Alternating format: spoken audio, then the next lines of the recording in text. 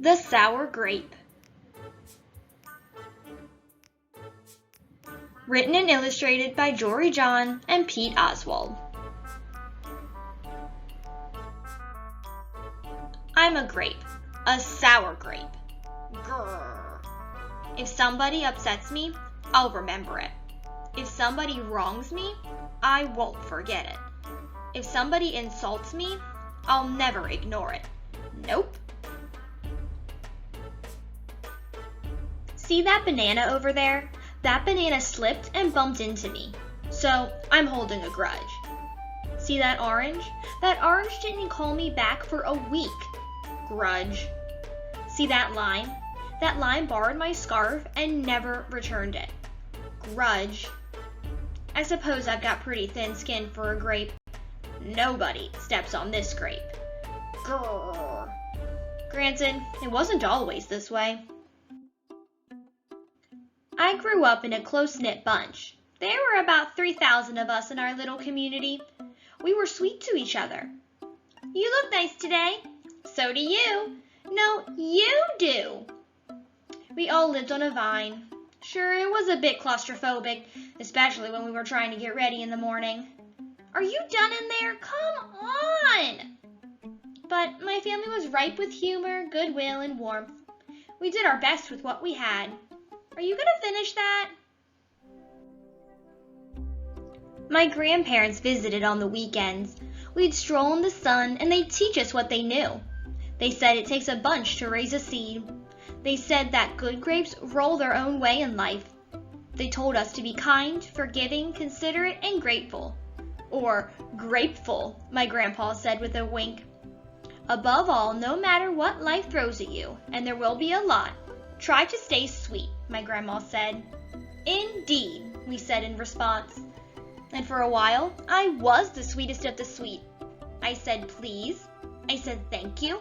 I brushed aside life's little annoyances. I knew how good I had it. Oops, no problem at all. Then, one day, something changed in me. It was my birthday. I had rigorously and vigorously planned a big party for weeks. I'd sent out invitations with the date prominently displayed. Get this, I had a Ferris wheel, a magician, and hay rides. I had snacks upon snacks upon snacks. The highlight of the party, though, was a fireworks display, which would happen at sundown. I stood out front and waited for folks to arrive. I had a gigantic smile on my face. I waited. Everybody was a little late, it seemed. No big deal, no big whoop. So, I waited. A tumbleweed rolled by. A coyote howled in the distance. The sun sank behind the hills. And I waited. Nobody showed up. And I mean nobody. By the time the fireworks show started, with me as the sole spectator, I was scowling. I considered everybody I'd invited, and only one thought came to my mind. Grudge, grudge, grudge, grudge, grudge, grudge, grudge, grudge. After that, my personality became something else entirely. I went from a sweet grape to a bitter grape to a snappy grape. Who moved my chair? Finally, I became a sour grape. Grrr. I started holding minor grudges that eventually became major grudges. Why don't you watch where you're going? I scowled so much that my face got all squishy.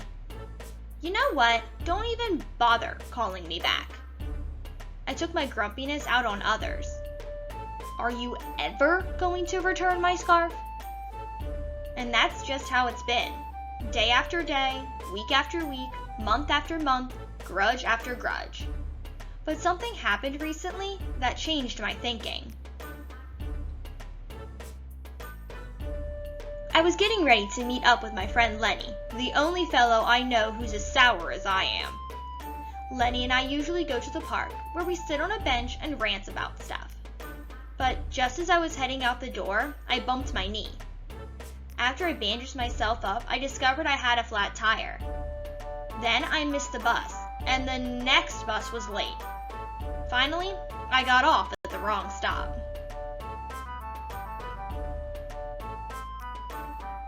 By the time I arrived at the park, it was getting dark. Lenny was fuming and furious with a frown and a furrowed forehead. His face looked all squishy. We agreed to meet at exactly 4 o'clock. You're 3 hours late. I tried to explain why I was so tardy, but Lenny wouldn't listen. He'd already made up his mind. He formed a huge grudge, and he wouldn't budge. I couldn't believe it. How unfair, I thought. How ridiculous, I thought. How similar to the way I would react.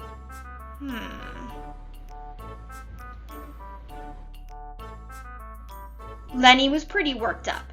He was pacing back and forth, emitting occasional grumbles. His tone was tart.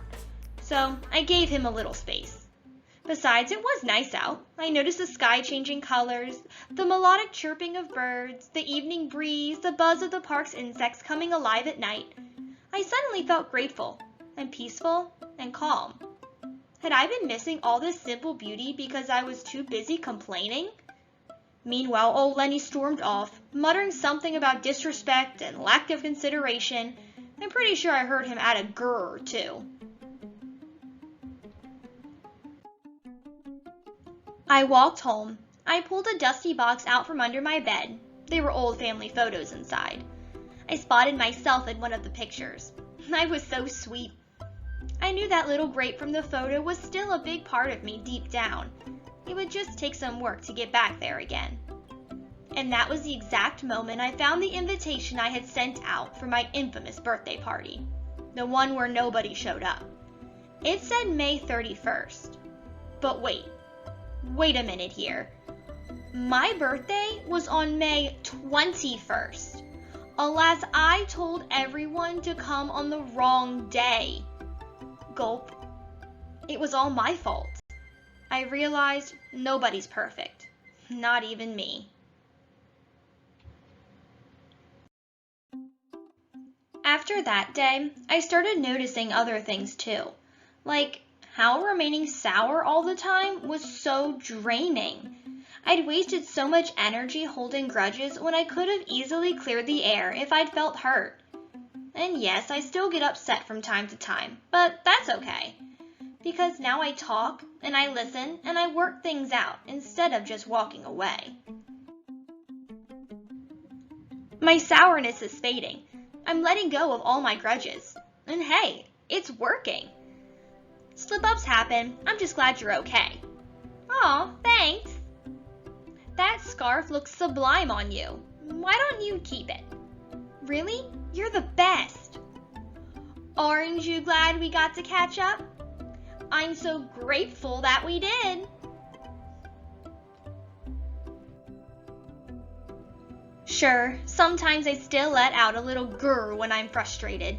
Like this. Grrr. But then I move on. My face is less squishy too. Oh, and don't worry, things are okay with Lenny again. Gosh, sorry I'm late. You must be furious. No big deal, my friend.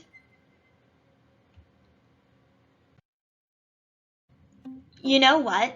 If you look at things in the right sort of way, and if you remember to be kind, considerate, forgiving, and grateful, life really can be pretty sweet. Yes, indeed.